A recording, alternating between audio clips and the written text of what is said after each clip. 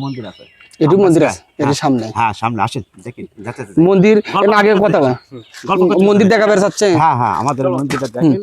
চলেন গল্প গল্প করতে করতে। হ্যাঁ বলেন বলেন। বন্ধুরা সবাই কেমন আছেন? সবাইকে জানাই আসসালামু আলাইকুম।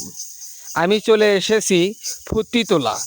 আর আপনাদের তো অবশ্যই জানার প্রয়োজন এই ফুত্তিতলা কই। আর এই ফুত্তিতলায় আসতে চাইলে দোপসাজে থেকে তারোলা আসতে হবে। তারোলা থেকে জিজ্ঞাসা করলে আপনাদেরকে দেখে দেবে এই দিকের ফুত্তিতলা।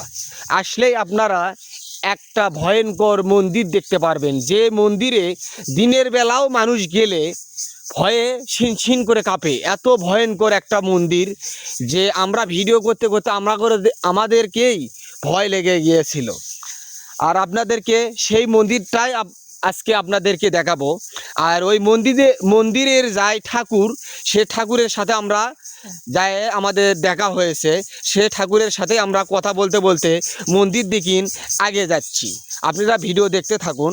আর দাদা আমাদেরকে অনেক পরামর্শ দিল যে এই জায়গাতে আসতে চাইলে, এই মন্দিরতে আসতে চাইলে অবশ্যই পাক গায়ে আসতে হবে, এবং পাক গায়ে যদি না যায় তার সাথে সাথে কিছু একটা ক্ষতি হয়ে যাবে, এবং হয়তো অনেক বড় একটা ক্ষতি হয়ে যেতে পারে। সেজন্যই এই ফুত্তিতলা আপনারা যদি কখনো আসেন তাহলে অবশ্যই আপনারা পাক গায়ে আসবেন, তাহলে দেখতে পারবেন। আর খুব একটা ভয়ঙ্কর এই জায়গা, তার আশেপাশে বটের গাছ, সাইডে সুবিল এবং শ্মশান ঘাট এই সাইডে। আর এই মন্দিরটা এই 1 বছর আগেই হয়েছে, কিন্তু ওই জায়গার মন্দিরের অনেক আলোচনা আছে, সেটাই আজকে আমাদের এই ঠাকুর দাদার থেকে আপনাদেরকে শুনবো। আপনি শক্তি মাতার মন্দির থেকে একটু দূরে আবার ব্যাক করেন, ব্যাক করলে যায় ওখানে যায় সমাজতন্ত্র বনি নাকি? হ্যাঁ ঠিক আছে। আপনারা কোন চ্যানেল থেকে আসছেন? আমাদের ফেসবুক পেজের নাম বগুড়ার ছেলে ফারুক। আচ্ছা, এটার সাথে কিভাবে যোগাযোগ আমার হবে? আমার নাম্বার নেন আপনি। আপনি আমার ওই বগুড়ার ছেলে ফারুক পেজটা একটু ফলো দিয়ে রাখবেন, তাহলে এই ভিডিওটা পাবেন। হ্যাঁ ফারুক, ওর বাড়ি কোথায়? বগুড়াতে। আমাদের সন্ধ্যাবাদ তারওয়ালা, আমাকে সন্ধ্যাবাদে একদম থাকে, ফেরদুস করা নাম, ওই কোন এক থাকে ফেরদুস। ফেরদুস হ্যাঁ বগুড়া থাকে, বগুড়া কোন বাজারে কাজ করে দেখেন। এবারে এখানে এটাই শক্তিমান হয়, আমাদের এখানে অনুষ্ঠান হয় আমনমের মধ্যে। আমনমের মধ্যে আমনদের স্মৃতিতে এই অনুষ্ঠানটা সবাই মিলে করা হয়।